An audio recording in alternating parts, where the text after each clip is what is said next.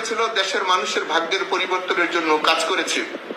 99% কাজ করেছে, অথবা 1% অন্যায়ের সাথে জড়িত। আমরাও চাই যারা অন্যায় করেছে, যারা কিছু অযোগ্য মন্ত্রীরা ছিল কয়েকজন এবং সংসদ সদস্য অযোগ্য কয়েকজন ছিল, যদি কেন্দ্রীয় নেতাও থাকে তাদের বিরুদ্ধে বিচার হোক, এটা আমরা চাই। কিন্তু এই সাধারণ আওয়ামী লীগ সাপোর্ট করার কারণে, আওয়ামী লীগকে সমর্থন করার কারণে আজকে আপনারা মানুষের যে আপনারা মনে চাইলে লং মার্চ ঘোষণা করেন, আপনার এই যে ইনকেলাব মঞ্চের হাদি ব্যারিস্টার ফুয়াদ বিপিনুর এরাও মনে করলে লং মার্চ গোপালগঞ্জ ঘোষণা করে, এরা মরলে কান দিনে মানুষ আনতে হাওলাত করিয়া আর হেয়ারাও লং মার্চ ঘোষণা করে।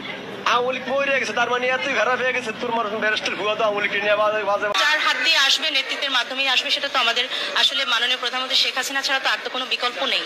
তো আমাদের অপশন তো একটাই, আমাদের শেষ আস্থা আসলে শেখ হাসিনার উপরে। 75-এর পরে আসলে বিগত 15 বছরে, এটা আসলে আমার কথা নয়, যে কোনো সাধারণ মানুষও কিন্তু এটা দেখবে, বুঝবে, যাদের চোখ আছে তারাও বুঝতে পারবে, দেখবে যে শুধুমাত্র অবকাঠামোভাবে যে আমাদের দেশের সার্বিকভাবে উন্নয়ন হয়েছে তা কিন্তু না।